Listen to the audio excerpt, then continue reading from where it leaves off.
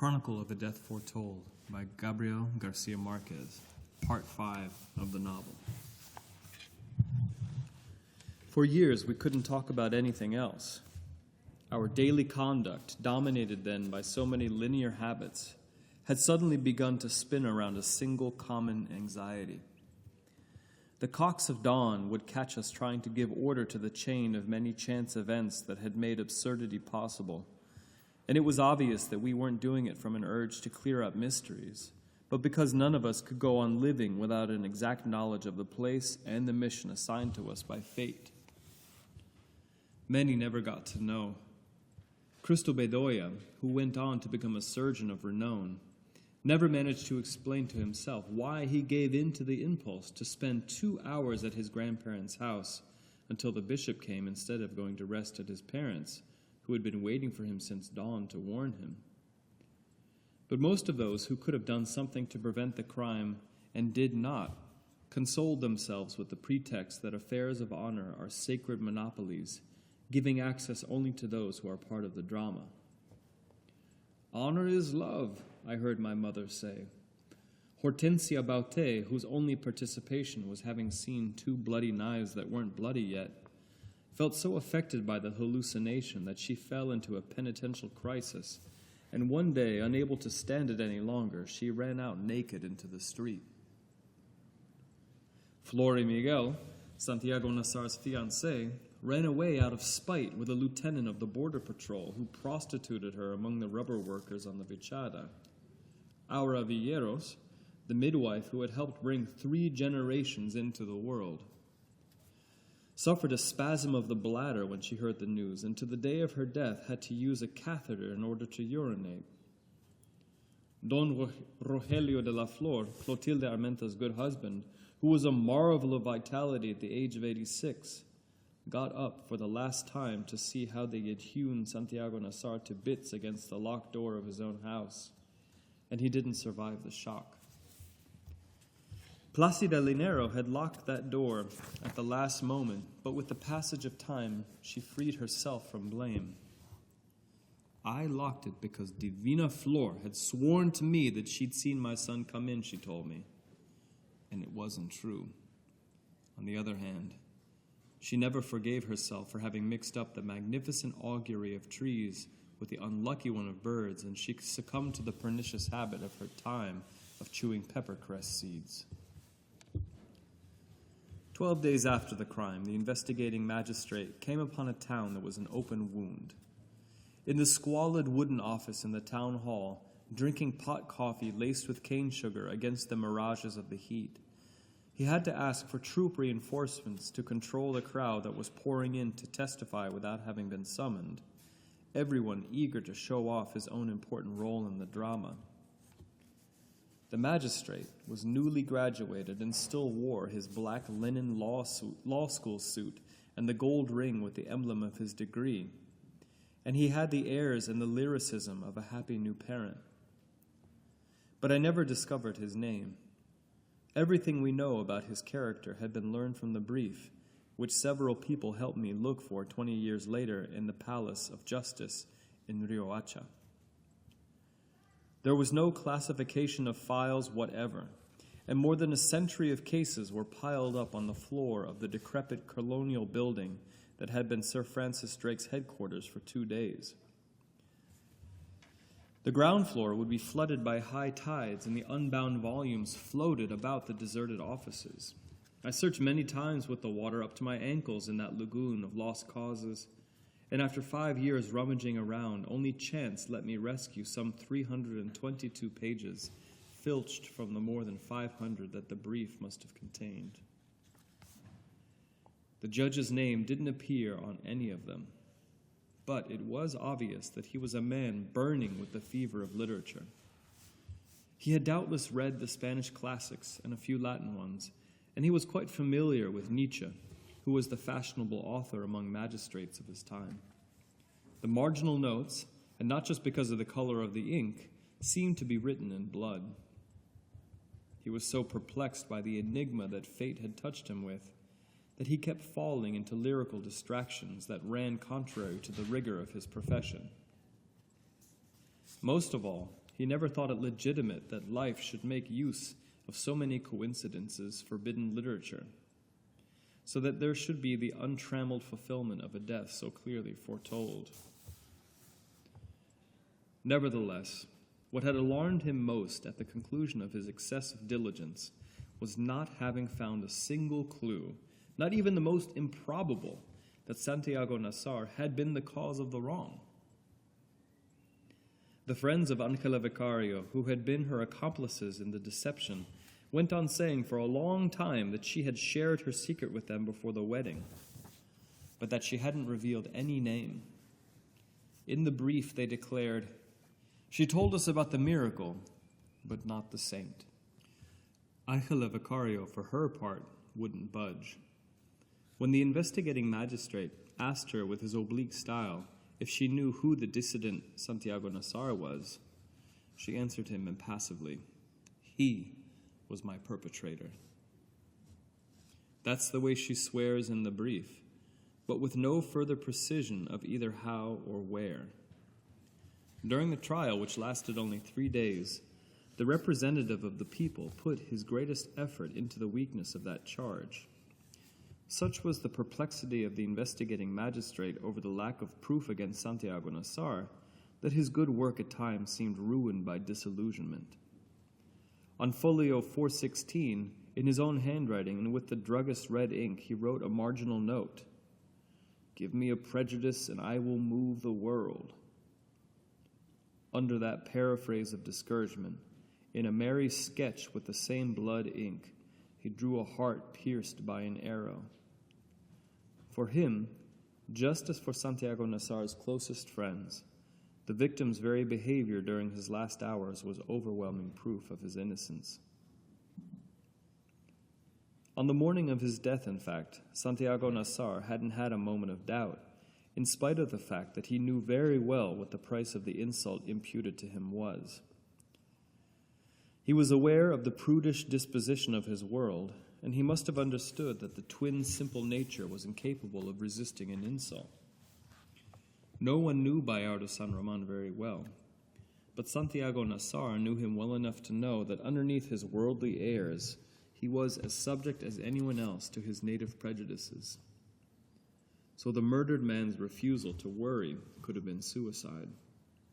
Besides, when he finally learned at the last moment that the Vicario brothers were waiting for him to kill him, his reaction was not one of panic, as has so often been said, but rather the bewilderment of innocence. My personal impression is that he died without understanding his death.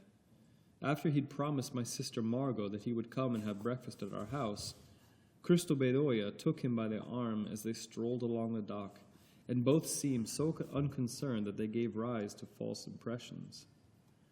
They were both going along so contentedly, Meme Loaizas told me, that I gave thanks to God because I thought the matter had been cleared up.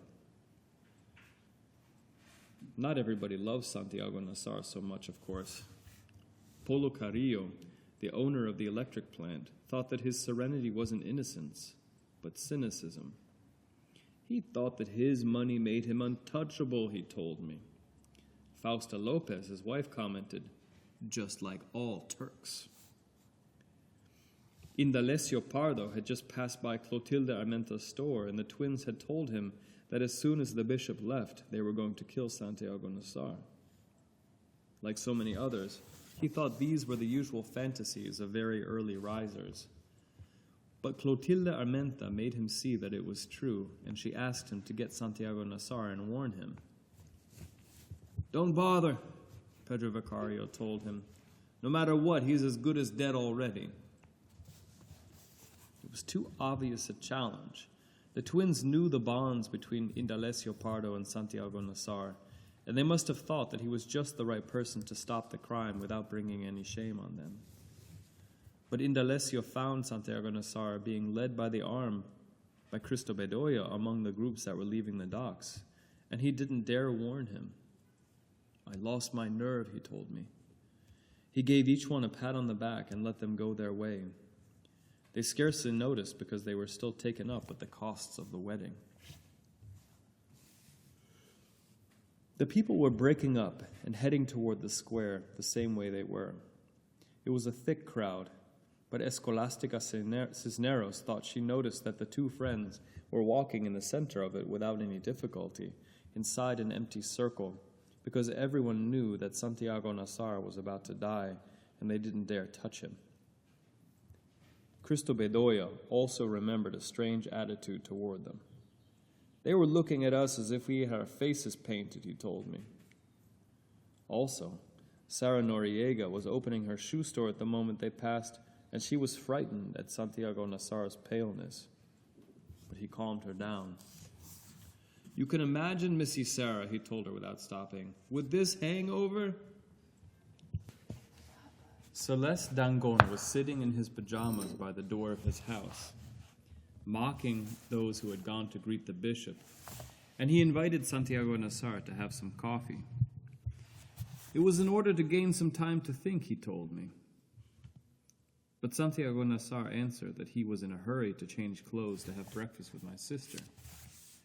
I got all mixed up, Celeste Dangon told me, because it suddenly seemed to me that they couldn't be killing him if he was so sure of what he was going to do. Yamil Shaiyum was the only one who did what he had proposed doing. As soon as he heard the rumor, he went out to the door of his dry goods store and waited for Santiago Nassar so he could warn him. He was one of the last Arabs who had come with Ibrahim Nassar, had been his partner in cards until his death, and was still the hereditary counselor of the family. No one had as much authority as he to talk to Santiago Nassar. Nevertheless, he thought that if the rumor was baseless, it would alarm him unnecessarily, and he preferred to consult first with Cristo Bedoya in case the latter was better informed. He called to him as he went by. Cristo Bedoya gave a pat on the back to Santiago Nassar, who was already at the corner of the square, and answered Yamil Shaiyum's call. See you Saturday, he told him. Santiago Nassar didn't reply, but said something in Arabic to Yamil Shaiyum, and the latter answered him, also in Arabic, twisting with laughter. It was a play on words we always had fun with, Yamil Shaiyum told me.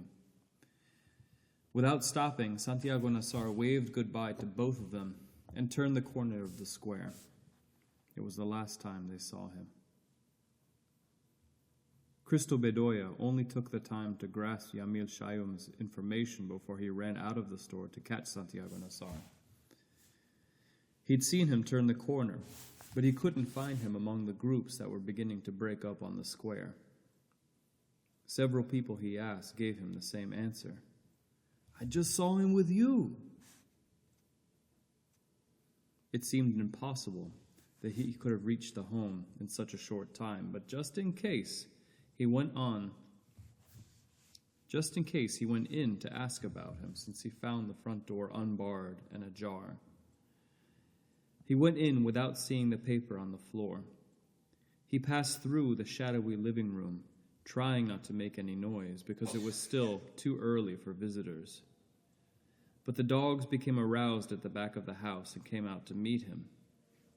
He calmed them down with his keys as he'd learned from their master, and went on toward the kitchen with them following. On the veranda, he came upon Divina Flor, who was carrying a pail of water and a rag to clean the floor of the living room. She assured him that Santiago Nassar hadn't returned. Victoria Guzman had just put the rabbit stew on the stove when he entered the kitchen. She understood immediately.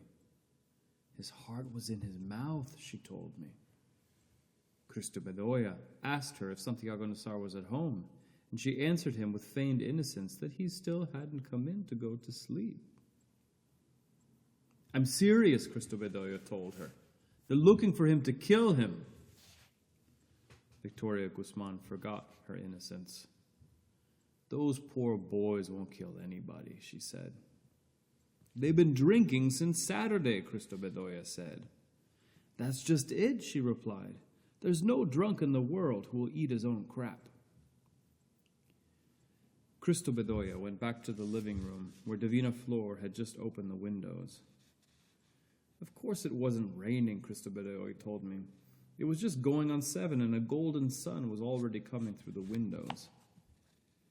He asked Divina Flora again if she was sure that Santiago Nassar hadn't come in through the living room door. She wasn't as sure then as the first time. He asked her about Placido Linero, and she answered that just a moment before she'd put her coffee on the night table, but she hadn't awakened her. That's the way it always was.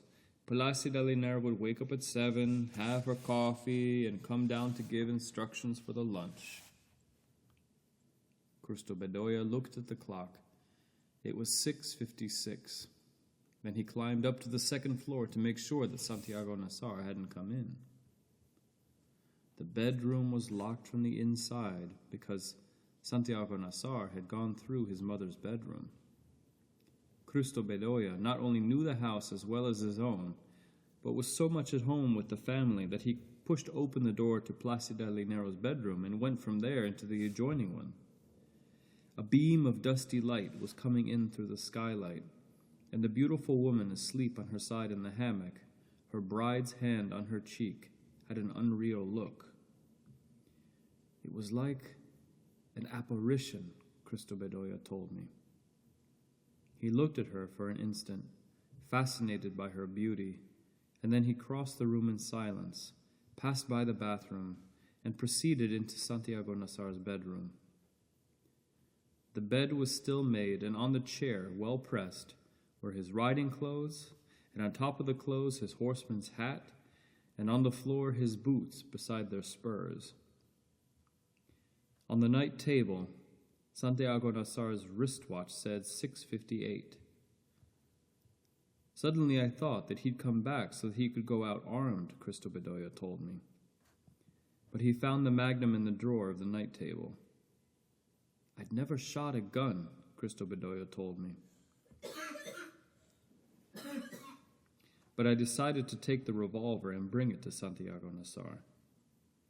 He stuck it in his belt under his shirt, and only after the crime did he realize that it was unloaded. Placido Linero appeared in the doorway with her mug of coffee just as he was closing the drawer. "Good heavens," she exclaimed. "You gave me a start." Cristo Bedoya was also startled.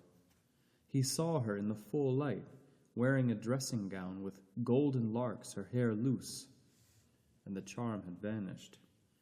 He explained, somewhat confused, that he was looking for Santiago Nassar. "He went to receive the bishop," Placido Linero said. "But the bishop went right through," he said. "I thought so," she said. "He's the son of the worst kind of mother." She didn't go on because at that moment she realized that Cristo Bedoya didn't know what to do with his body. "I hope that God has forgiven me," Placido Linero told me. But he seemed so confused that it suddenly occurred to me that he'd come to rob us. She asked him what was wrong. Cristo Bedoya was aware that he was in a suspicious situation, but he didn't have the courage to reveal the truth. "It's just that I haven't had a minute's sleep," he told her. He left without any further explanations. "In any case," he told me, "she was always imagining that she was being robbed." In the square, he ran into Father Amador, who was returning to the church with the vestments for the frustrated Mass. But he didn't think he could do anything for Santiago Nassar except save his soul. He was heading towards the docks again when he heard them calling him from the door of Clotilde Armenta's store. Pedro Vicario was in the doorway, pale and haggard, his shirt open and his sleeves rolled up to the elbows, and with the naked knife in his hand. His manner was too insolent to be natural, and yet it wasn't the only final or the most visible pose that he'd assumed in the last moments, so they would stop him from committing the crime. "Cristobal," he shouted, "tell Santiago Nassar that we're waiting for him here to kill him." Cristo Bedoya could have done him the favor of stopping him. If I'd known how to shoot a revolver, Santiago Nassar would be alive today, he told me. But the idea did impress him after all he'd heard about the devastating power of an armor-plated bullet. I warn you, he's armed with a magnum that can go through an engine block, he shouted. Pedro Vicario knew it wasn't true. He never went armed except when he wore riding clothes, he told me. But in any case, he'd foreseen the possibility that he might be armed when he made the decision to wipe his sister's honor clean. "Dead man can't shoot," he shouted. Then Pablo Vicario appeared in the doorway. He was as pale as his brother, and he was wearing his wedding jacket and carrying his knife wrapped in the newspaper. If it hadn't been for that, Cristo Bedoya told me, I never would have known which of the two was which. Clotilde Armenta then appeared behind Pablo Vicario and shouted to Cristo Bedoya to hurry up, because in that faggot town, only a man like him could prevent the tragedy. Everything that happened after that is in the public domain. The people who were coming back from the docks, alerted by the shouts, began to take up positions around the square to witness the crime. Cristo Bedoya asked several people he knew if they'd seen Santiago Nassar, but no one had.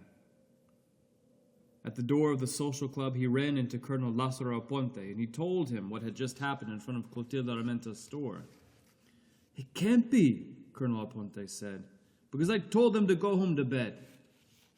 "Well, I just saw them with pig-killing knives," Cristo Bedoya said. "It can't be, because I took them away from them before sending them home to bed," said the mayor. "It must be that you saw them before that." "I saw them 2 minutes ago, and they both had pig-killing knives," Cristo Bedoya said. "Oh, shit," the mayor said. "Then they must have come back with 2 new ones." He promised to take care of it at once, but he went into the social club to check on a date for dominoes that night. And when he came out again, the crime had already been committed. Cristo Bedoya then made his only mortal mistake.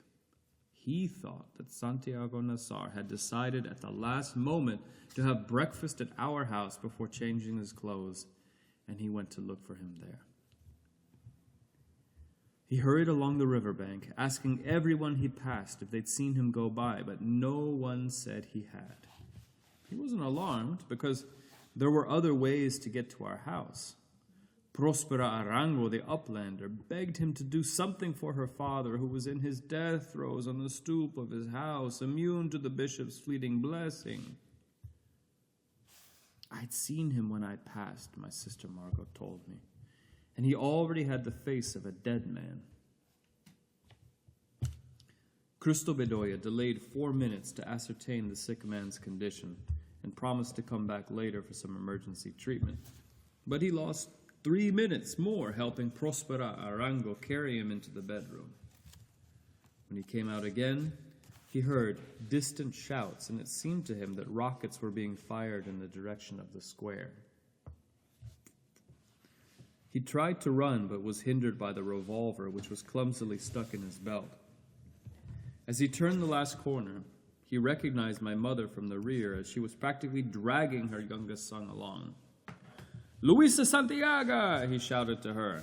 "Where's your godson?" My mother barely turned, her face bathed in tears. "Oh, my son," she answered. "They say he's been killed." That's how it was. While Cristo Bedoya had been looking for him, Santiago Nassar had gone into the house of Flora Miguel, his fiancée, just around the corner from where he'd seen him for the last time. "It didn't occur to me that he could be there," he told me, "because those people never got up before noon."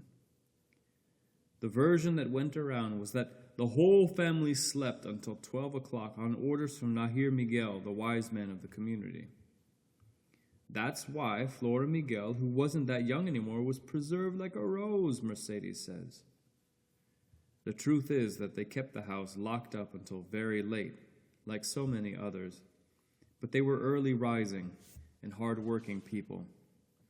The parents of Santiago Nassar and Flora Miguel had agreed that they should get married. Santiago Nassar accepted the engagement in the bloom of his adolescence, and he was determined to fulfill it, perhaps because he had the same utilitarian concept of matrimony as his father. Flora Miguel, for her part, enjoyed a certain floral quality, but she lacked wit and judgment, and had served as bridesmaid for her whole generation, so the agreement was a providential solution for her. They had an easy engagement without formal visits or restless hearts. The wedding, postponed several times, was finally set for the following Christmas. Flora Miguel awoke that Monday with the first bellows of the bishop's boat, and shortly thereafter she found out that the Vicario twins were waiting for Santiago Nassar to kill him. She informed my sister the nun, the only one she spoke to after the misfortune, that she didn't even remember who told her. I only know that at 6 o'clock in the morning, everybody knew it, she told her. Nevertheless, it seemed inconceivable to her that they were going to kill Santiago Nassar, but on the other hand, it occurred to her that they would force him to marry Ángela Vicario in order to give her back her honor. She went through a crisis of humiliation. While half the town was waiting for the bishop, she was in her bedroom, weeping with rage and putting in order the chest full of letters that Santiago Nassar had sent her from school.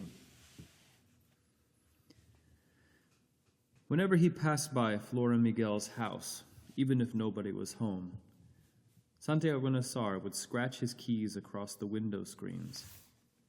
That Monday, she was waiting with a chest of letters in her lap. Santiago Nassar couldn't see her from the street, but she, however, saw him approaching through the screen before he scratched it with his keys. "Come in," she told him. No one, not even a doctor, had entered that house at 6:45 in the morning. Santiago Nassar had just left Cristo Bedoya at Yamne Shaum's store, and there were so many people hanging on his movements in the square that it was difficult to believe that no one saw him go into his fiancée's house.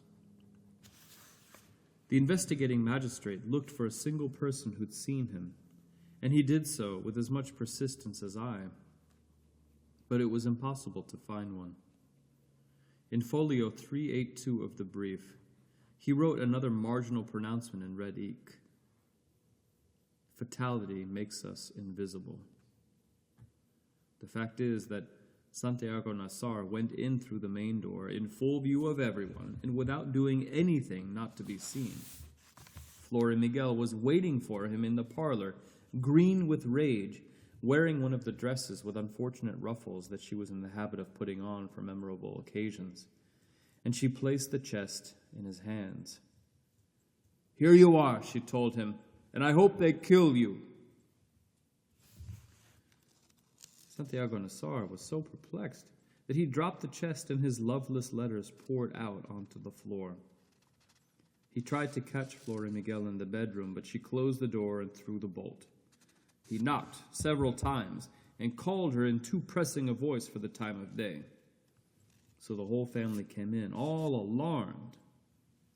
Counting relatives by blood and by marriage, adults and minors, there were more than 14 of them. The last to come was Nair Miguel, the father, with his red beard and the Bedouin kaftan he had brought from his homeland, and which he always wore at home. I saw him many times, and he was immense and spare, but what most impressed me was the glow of his authority. "Flora," he called in his language, "open the door." He went into his daughter's bedroom while the family stared at Santiago Nassar. He was kneeling in the parlor, picking up the letters and putting them into the chest. It looked like a penance, they told me. Nair Miguel came out of the bedroom after a few minutes, made a signal with his hand, and the whole family disappeared. He continued talking in Arabic to Santiago Nassar. from the moment I understood that he didn't have the slightest idea of what I was saying, he told me. Then he asked him outright if he knew that the Vicario brothers were looking for him to kill him. He turned pale and lost control in such a way that it was impossible to think that he was pretending, he told me. He agreed that his manner reflected not so much fear as confusion. Only you can know if they're right or not, he told him. But in any case, you've got only two paths to follow now. Either you hide here, in this house which is yours, or you go out with my rifle. I don't understand a goddamn thing, Santiago Nassar said. It was the only thing he managed to say, and he said it in Spanish. He looked like a little wet bird, Nair Miguel told me. He had to take the chest from his hand because he didn't know where to put it in order to open the door. It'll be 2 against 1, he told him. Santiago Nassar left. The people had stationed themselves on the square the way they did on parade days. They all saw him come out, and they all understood that now he knew they were going to kill him, and that he was so confused he couldn't find his way home. They say that someone shouted from a balcony, "Not that way, Turk, by the old dock." Santiago Nassar sought out the voice. Yamil Shaum shouted for him to get into his store, went to get his hunting gun, but he couldn't remember where he'd put the cartridges. They began to shout at him from every side, and Santiago Nassar went backward and forward several times, baffled by hearing so many voices at the same time. It was obvious that he was heading toward his house, as if to enter through the kitchen door, but suddenly he must have realized that the main door was open. "There he comes," said Pedro Vicario. They'd both seen him at the same time. Pablo Vicario took off his jacket, put it on the bench, and unwrapped his knife, holding it like a scimitar.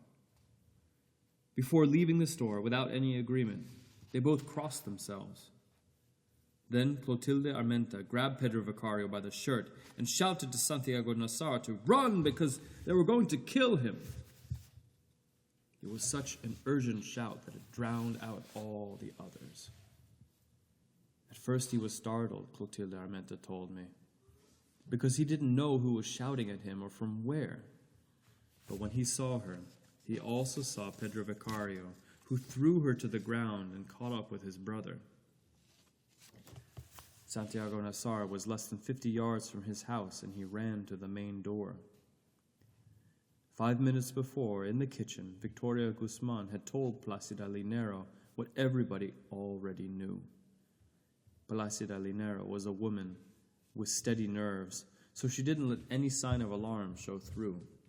She asked Victoria Guzman if she'd said anything to her son, and she lied, honestly, since she answered that she still hadn't known anything when he came down for coffee. In the living room, where she was still scrubbing the floor, Divina Flor at the same time saw Santiago Nassar come in through the door on the square and go up the open stairs to the bedrooms. It was a very clear vision, Divina Flor told me. He was wearing his white suit and carrying something that I couldn't make out well in his hand, but it looked like a bouquet of roses. So when Placida Linero asked about him, Divina Flor calmed her down. "He went up to his room a minute ago," she told her. Placida Linero then saw the paper on the floor, but she didn't think to pick it up, and she only found out what it said when someone showed it to her later on during the confusion of the tragedy. Through the door, she saw the Vicario brothers running toward the house with their knives out. From the place where she was standing, she could see them, but she couldn't see her son, who was running toward the door from a different angle. "I thought they wanted to get in to kill him inside the house," she told me. Then she ran to the door and slammed it shut. She was putting up the bar when she heard Santiago Nassar's shouts, and she heard the terrified pounding on the door, but she thought he was upstairs, insulting the Vicario brothers from the balcony in his room. She went up to help him. Santiago Nassar only needed a few seconds to get in when the door closed. He managed to pound with his fist several times, and he turned at once to face his enemies with his bare hands. I was scared when I saw him face on, Pablo Vicario told me, because he looked twice as big as he was. Santiago Nassar raised his hand to stop the first strike from Pedro Vicario, who attacked him on the right side with his knife pointed straight in. "Sons of bitches!" he shouted. The knife went through the palm of his right hand and then sank into his side up to the hilt. Everybody heard his cry of pain. "Oh, mother of mine!" Pedro Vicario pulled out his knife with his slaughterer's iron wrist and dealt him a second thrust, almost in the same place. The strange thing is that the knife kept coming out clean, Pedro Vicario declared to the investigator. I'd given it to him at least 3 times, and there wasn't a drop of blood. Santiago Nassar twisted after the third stab. His arms crossed over his stomach, let out the moan of a calf, and tried to turn his back to them. Pablo Vicario, who was on his left, then gave him the only stab in the back, and a spurt of blood under high pressure soaked his shirt. It smelled like him, he told me. Mortally wounded 3 times, Santiago Nassar turned frontward again and leaned his back against his mother's door, without the slightest resistance, as if he only wanted to help them finish killing him by his own contribution. He didn't cry out again, Pedro Vicario told the investigator. Just the opposite.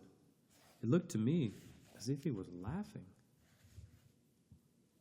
Then they both kept on knifing him against the door with alternate and easy stabs, floating in the dazzling backwater they had found on the other side of fear. They didn't hear the shouts of the whole town, frightened by its own crime. I felt the way you do when you're galloping on horseback, Pablo Vicario declared. But they both suddenly woke up to reality because they were exhausted, and yet they thought that Santiago Nassar would never fall. Shit, cousin, Pablo Vicario told me. You can't imagine how hard it is to kill a man. Trying to finish it once and for all, Pedro Vicario sought his heart, but he looked for it almost in the armpit where pigs have it. Actually, Santiago Nassar wasn't falling because they themselves were holding him up with stabs against the door. Desperate, Pablo Vicario gave him a horizontal slash on the stomach, and all his intestines exploded out. Pedro Vicario was about to do the same, but his wrist twisted with horror, and he gave him a wild cut on the thigh. Santiago Nassar was still for an instant, leaning against the door, until he saw his own viscera in the sunlight, clean and blue, and he fell on his knees. After looking and shouting for him in the bedroom, hearing other shouts that weren't hers and not knowing where they were coming from, Placida Linero went to the window facing the square and saw the Vicario twins running toward the church. Hot in pursuit was Yamil Shayum with his Jaguar gun and some other unarmed Arabs, and Placida Linero thought the danger had passed. Then she went out onto the bedroom balcony and saw Santiago Nassar in front of the door, face down in the dust, trying to rise up out of his own blood. He stood up, leaning to one side, and started to walk in a state of hallucination, holding his hanging intestines in his hands. He walked more than 100 yards, completely around the house, and went in through the kitchen door. He still had enough lucidity not to go along the street. It was the longest way, but by way of the house next door. Poncho Lanao, his wife, and their 5 children hadn't known what had just happened 20 paces from the door. We heard the shouting, the wife told me, but we thought it was part of the bishop's festival.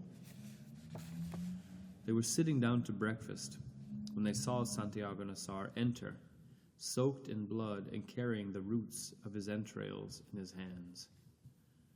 Poncho Lanao told me, what I'll never forget was the terrible smell of shit. But Argenida Lanao, the oldest daughter, said that Santiago Nassar walked with his usual good bearing, measuring his steps well, and that his Saracen face, with its dashing ringlets, was handsomer than ever. As he passed by the table, he smiled at them and continued through the bedrooms to the rear door of the house. We were paralyzed with fright, Argenida Lanao told me. My aunt, Winifrida Marquez, was scaling a shad in her yard on the other side of the river when she saw him go down the steps of the old dock, looking for his way home with a firm step. "Santiago, my son," she shouted to him, "what has happened to you?" "They've killed me when a child," he said. He stumbled on the last step, but he got up at once. He even took care to brush off the dirt that was stuck to his guts, my Aunt Winnie told me. Then he went into his house through the back door that had been open since 6 and fell on his face in the kitchen.